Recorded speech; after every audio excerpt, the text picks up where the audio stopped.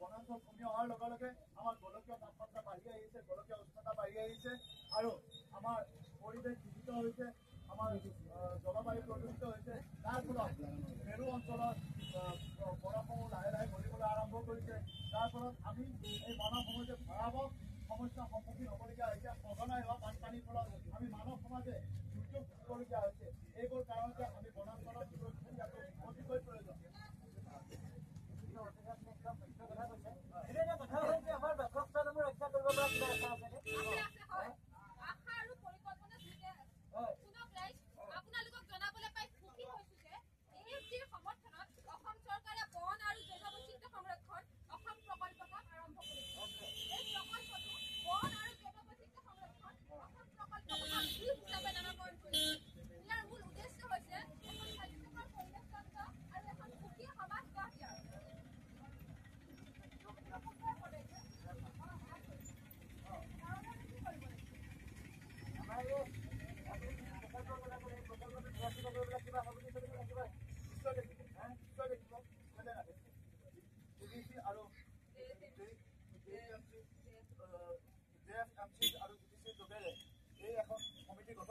তাৰ সদস্যসকলে সকলোবিলাক তেওঁলোকৰ নিয়ন্ত্ৰণত ৰাখিব, তেওঁলোকে চোৱা চিতা কৰিব।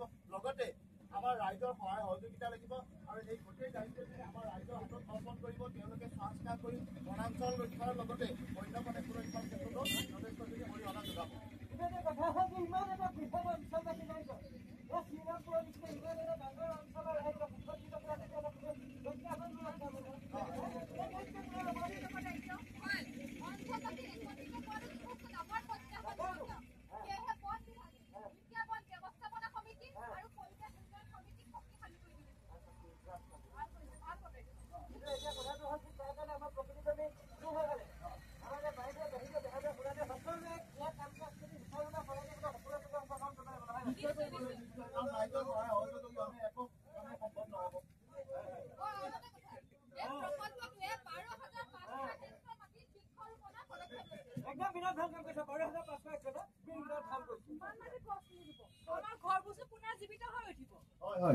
নিশ্চয় উঠিব। সেয়েহে ৰাইজসকল আপোনালোকে বৃক্ষৰোপণত মনোনিৱেশ কৰক, বৃক্ষৰোপণ কৰক, কাৰণ গছ থাকিলেহে মানুহ থাকিব।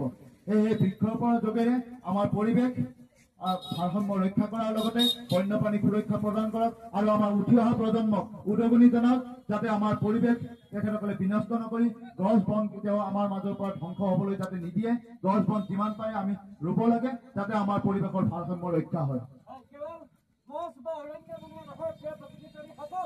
আপোনালোকৰ ওচৰত আমি হাত যোৰ কৰি অনুৰোধ জনাইছো যাতে গছ আৰু অৰণ্যৰ সমানে আপোনালোকে আমাৰ দৰে বনৰীয়া জীৱবিলাকো যাতে ৰক্ষা কৰিব পাৰে। বুজি পাইছে আপুনি আমাৰ কথাখিনি? হয়, নিশ্চয় বুজি পাইছে তেখেতসকলে।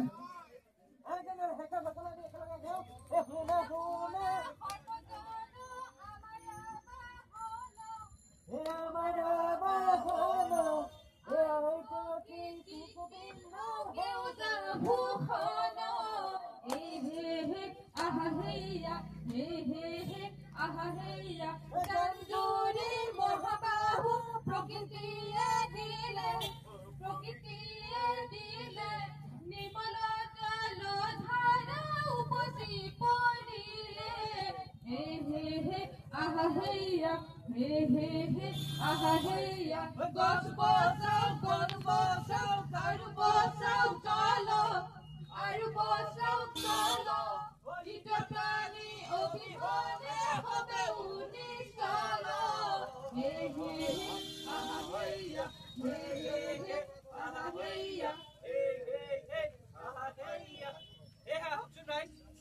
আমি সকলোৱে পুনৰ পৰা সমস্যৰে কওঁ, আমি সকলোৱে মিলি এক স্বাস্থ্যকৰ পৰিৱেশ তন্ত্ৰ আৰু এখন সুখী সমাজ গঢ়ি তোলো। সকলোকে